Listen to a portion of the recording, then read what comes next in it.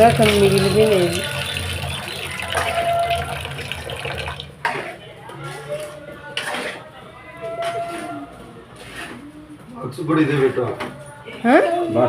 బాక్స్కే box కొద్దిగా తిన్నాను. నేను మా ఆయన ఇద్దరం కలిపి చేసినాం ఎగ్ రైస్, బాస్మతి రైస్.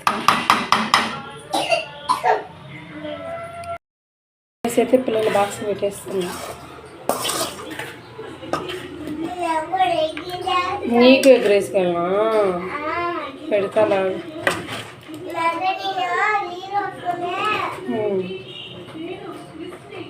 ఏ చెర్రీ బ్రష్ అయినా ఇంకా పేస్ట్